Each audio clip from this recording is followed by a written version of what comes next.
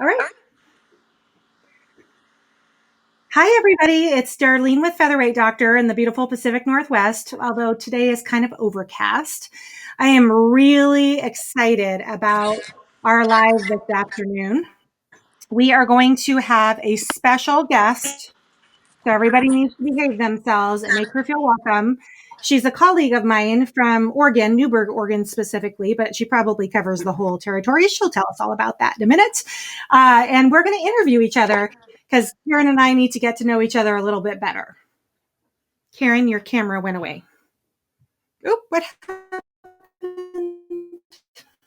He's coming. Hang on one sec. I lost her. Oh, there she is. Okay, I'm going to put her on. Hang on one sec. There. All right, Karen, you're on. Hi, welcome.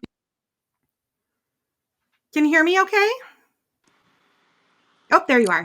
I can't hear you.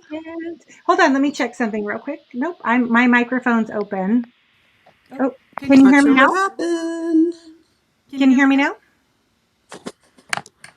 Oop, oop. Oh, shoot. Darlene, I'm going to leave and come back in. Okay, that sounds good. Okay, while she's getting back on, I'll give you the backstory as to what this is all about. So about a year ago, I became very convicted that I'm in. There she is. Can you hear me now? I can. Okay, I'm going to put you on. Hang on. Okay. How do I dashboard this? Okay. Okay, there she is. Yay! Okay, so about a year ago, I was just giving the backstory really quick. About a year ago, I became very convicted that I, as a female entrepreneur, was operating in a very male-dominated environment. Sewing machines, executives are all gentlemen. Not that there's not a lady up there too who broke through the glass ceiling, but I really felt empowered to reach out to other ladies across the country like myself that run their own featherweight businesses and really kind of encourage each other and form a relationship outside of our, above and beyond our professional environments to really help to build each other's businesses up. I feel like the featherweight business in general is a very, very, very big pond, more like a small ocean. And I feel like there's lots of room for everybody here. And the more, welcoming we can be to each other, the better it is for everybody. So Karen is joining me. Karen, why don't you go ahead and introduce yourself and your company? Okay. My name is Karen Lee, and my company is Simply Featherweights. And actually, we're in Roseburg, Oregon, so Central Oregon, and have only had the business for a little over a year, probably a year, 2-3 months, I'd say, and but have loved every minute of it.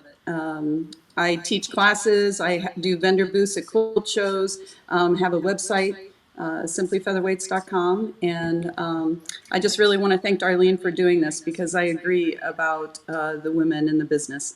And I come from a nursing background, medical background, where it's a very male-dominated business as well. So I really appreciate her reaching out to us and, to network and make it a better working environment. I love it. Awesome. Okay, I've put us back together on the same screen. Can everybody hear us okay out there? If I can't see any feedback right now. Oh, good. Reagan is on Instagram and she is confirming, or we're on Facebook, not on Instagram. Okay, and you can hear us fine? I'm guessing. Okay. All right. So let's start off with some questions. And this was Karen, actually, this was her idea. I thought this was a great idea. What is the weirdest thing you ever found in a case? So mine was, I think I got this machine from Goodwill.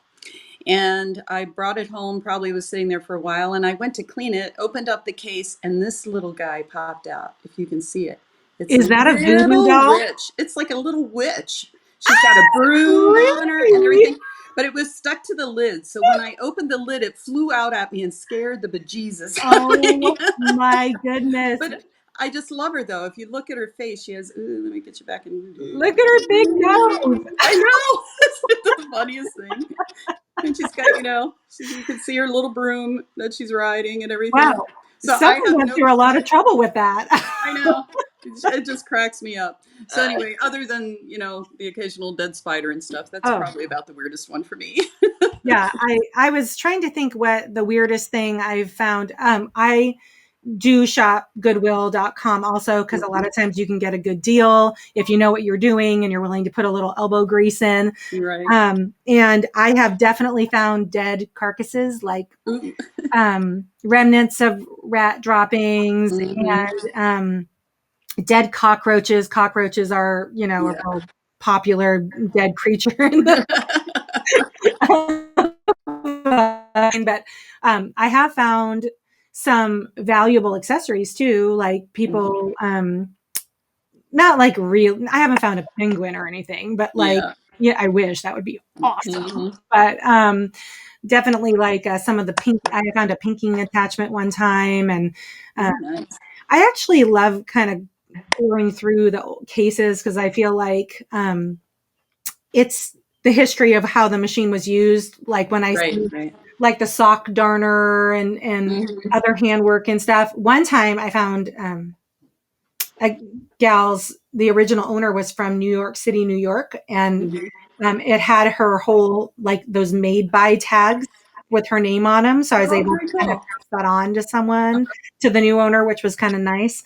So that's fun. Well, cool. Yeah, I have one other one real quick. Yeah, tell me. It was one that I bought at an auction, and it turned out it had been police property from, it had been stolen property and had been checked in, and it had the tag in it of who was arrested for stealing it and who's, who had possession of it, Holy and moly. when it happened and all this other stuff, but it was never evidently returned to the original owner. So It was so like I kept that with the evidence. machine because Someone I thought that stole was it from pretty. the evidence locker. Yeah. You were an accessory to a crime, That's Karen. right, You I didn't even know. know it. That's awesome. Well, fun. Well, let's go to like how we started our businesses, how we Okay. became featherweight boss babes, if you will. Tell me how your business started. Um, it was kind of out of necessity here in Roseburg. I had people knew that I had featherweights. I've owned them for many years. Just really started working on them probably about 5 years ago, I'd say. And people knew I did, and so they started asking me to work on theirs. And I kept saying, well, instead of me working on yours, why don't I help you learn how to work on it yourself? Exactly. And as you know, the quilting population is, especially down here, is an older population, and a lot of these women never really learned how to, mechanically do anything. Hmm. They're from the generation where the men handled a lot of that, and so they're very unsure about how to do it and not very confident. And so I decided to start doing classes. And every class, I've had people come up to me afterwards and tell me how much confidence they've gained on it, how much knowledge. Some of them have taken other classes from men and did not feel as comfortable or were not made to feel like they were allowed, to learn or do something wrong to learn it the right way. Yeah, And so I love that. me too. And so that it really started from there. And then I started vending at quilt shows, and I just love it. I love this little machine. Oh, I'm an enthusiast. Yeah, Preach it, sister. Preach. yeah. How about you? Well, our story was kind of similar. You told me last night that you had picked up your first machine to actually do some piecing with, and that was kind of how my love affair started too. I found Esther, which was my first featherweight, at through an estate planner, seller person in Mercer Island up here, and that was like 15 years ago. I wish I could remember the exact date because that was definitely when the love Mhm. affair started. And then my husband got her home and started. My husband's a technology guy, so he works Mhm. on computers and laptops all day long. So to get his hands dirty and really get into the machines, that he really enjoys that part of it. And I was also teaching quilting at the time, specifically quilting on the home sewing machine, like how to do your own finishing work. And so having a featherweight really went hand in hand with that. A couple of years ago, we had taken a job in Arizona. We moved the family down to Scottsdale, and Andy was working for a nonprofit at the time, and we started being able to pick him up really easily down there. Like, I mean, let's face it, Florida and Yep. Arizona are the last place people go. So Yeah. we were picking him up left and right, and then Andy would take it home. And between two of us, we'd get it cleaned and tuned, and then I would take it with me to classes. And I started selling a class because people, as soon as they figured out they didn't have to bring their boat anchors with them, they're Right. not that I have a Bernina and I love my modern machine also, but then they have their place. But for Right. taking it to a class at 30 pounds, No. no. So as soon as I kind of came into my class and I set my little featherweight down on the table and I started modern, including free motion quilting, people were like, what? I have one of those. My mom had one of those. My grandmother had one of those. You're telling me I can take that to a class and not have to drag my Husqvarna, my Viking, my Foff? And I'm like, yeah. Yeah. So on like the fifth class, I came home empty handed. And Andy, bless his heart, was like, do you need me to help you get your stuff out of the car? Like I can't carry in an 11-pound sewing machine. And I said, no, I sold it. And he goes, what do you mean? I just bought that for you last week. And I said, isn't it great? And he goes, huh? He goes, I think we have a thing here. And I said, I know these little machines get a second chance at life and they get to, be used, and that's what they want to do is they just want to sew. They want to, they don't want to sit collecting dust. And he goes, yeah. That's cool, Darlene. Yeah. I But think we hey, have we an can make money. opportunity here. So we had been trained by Dave McCullum, who's a pioneer of the featherweight. I call it the featherweight renaissance. Right. And he's long retired now, but Mm-hmm. and living the good life up here in the Pacific Northwest. But we kind of took a lot of notes from him, and he trained us on painting and the kind of the business side of things, and we just ran with it. So yeah, we I think it was officially started the fall of 2017, licensed, trademarked, Mm-hmm. all that fun stuff. The website started on January 1st. Social media account started about a month before that. And we lit a little match and God made a forest fire, and we're like, thank you. Yeah. Thank you everybody for giving us, a side income. And Mm-hmm. it's now full time for me, but it's been awesome. So, Yeah. Love all it. right. Well, that is fun. It sounds like we have a similar story. Mm-hmm. Yep. Enthusiast We have turned. a lot in common, actually.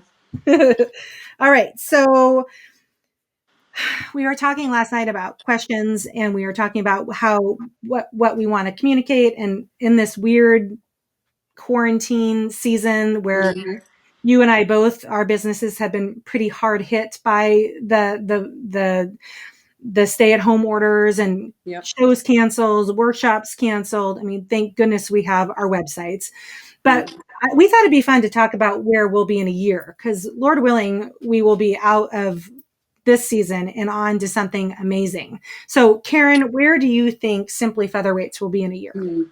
Well, where I would like it to be is this Not year in kind of threw a quarantine. wrench in things, so it may be 2 years. But my goal this year, last year was kind of my getting my feet wet and Mhm. trying different sized quilt shows, different size classes, having them where I sponsor them versus quilt shops sponsoring them, different things like that. Mhm. So this year was supposed to be to test the water of larger shows. I'm still doing the Portland Expo in September. Okay. That's really the only show I'm booked for right now. Um, there's a couple other ones smaller shows that I might do, but my goal was to do the bigger shows so that by next year I would like to have like 3 or 4 big shows that I attend during the year. And from that, I garner a lot of information from customers about classes and what they would like to Yeah. see. And so then I can go and do classes in the different areas. Yeah. But without doing that and getting your name out and recognition, it's hard to do that. Totally. So that's where I hope to be next year. We'll see what happens now. That things have changed All so bets much, are off. but that was the plan. And because I did retire. This was a my husband was in a bad accident a couple of years ago, and he found new focus after he recovered. And so I needed to focus on something. And so that's how this all started. And so if I'm going to do it, I'm kind of one of those people, I need to do it and get out there and do it and not just sit back and do one once in a while. Yeah, So anyway, that's the plan. We'll see. I like it. It sounds like a How good plan about to you? me. Yeah, where are you headed? Well, I like you was have done small shows. I've done some really really really big shows, like Hmm. regionally based shows. I've had speaking engagements, you know, out of town where I had to get on a plane, Hmm. and my fall up this year, virus aside, for kind of going about Mach 2. Like I was Hmm. going from show to show. I had multiple shows a month, Hmm. workshops, multiple a month. I have 4 classrooms in the Pacific Northwest that I teach in. Um, I know they're anxious to have me back. I am just really missing my students and the Yeah, me too. personal contact with my students. So Hmm. I also teach quilting classes too, machine quilting classes, not Hmm. only on the featherweight but on any home sewing machine. So those gals have, some of them have been my clients for over 10 years, and Wow. they're wanting me back out too. So next Hmm. year I so far have the November, I have a show in November on the books that I'm hoping, comes through. Hmm. I'll have the big expo in the end of February. Again, that's a very big show, so Hmm. I'll probably be prepping for that for months. Yep. And then I don't know about what next winter is going to bring. I know. The word on the street is this virus will be kind of cylindrical in that it will come back around until Hmm. the bulk of the population has antibodies and vaccines. Right. And so I'm not sure if we're going to be on lockdown again during my prime season. I've missed Hmm. with this so far. I've had 4 shows canceled, including a Hmm. summer show. I was a little surprised Yeah. about that one, but I totally understand the precaution. Yeah. So hopefully, yeah, I'd like to be back on planes and in front of people, and anybody who will listen to me talk I about know. I can nerd out all day long. I'm sure you can too. Yep. Yep. I love it. So hopefully, in the meantime, really continue to do a lot of these kind of online and virtual events. I'm Hmm. considering and writing a syllabus for an online maintenance class. Okay. I'm a little unsure because a lot of times people need help with their screwdrivers or these little old Yeah. screws, and so I'm not quite sure how that part of it is going to work, but I'm been kind of thoughtfully considering that. Hmm. Yeah. um I've been thinking about that too, and I'm like you. I think it really helps to have that hands-on oh yeah, approach with students, and because everybody brings machines in that they haven't touched, for 20 years, right, and there's always something unexpected that you find, yeah, and that is something that, unless there's a live aspect of it, I don't know how you'd be able to help with that, and right, that's so that I've been jostling with that too. yeah. Well, you and I should talk again offline. Yeah, yeah. Compare I some was notes. actually thinking that. Hmm. Well, it has been, it's so fun to spend a few minutes with you. And I know of your reputation. I know of you. It's an honor to call us colleagues and friends, really. I mean, I'm Hmm. hoping, our friendship will continue to grow. And, I just really appreciate you coming on. Why don't you tell everybody before we get off how they can contact you? I know you have a special promotion going for Mother's Day. So why Hmm. don't you tell everybody a little about that? Okay. First, I am very pleased to have you as a fellow featherhead. I like it. So, the more the merrier. So, anybody can reach me at simplyfeatherweights with an S at the end.com. My Facebook is Simply Featherweights. Instagram is Simply Featherweights. And if you go to the website between now and Mother's Day, May 10th, there is a 10% off everything system wide, except for vintage machines, which I don't have any on there right now, vintage parts, gift cards, or postage. But everything else is on there. And I do a lot of fabric. As well as patterns and different things, but they're all kind of related to the featherweight, or making bags for the featherweight, or that type of thing. Most of my fabric is sewing related, themed. So I hope everybody could take a moment and take a look. And the coupon code is on the banner on the front of the Facebook or the website, so you can't miss it. Great.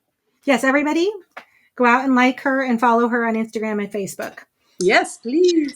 She's new to Instagram. Let's Yep. just overload her with followers.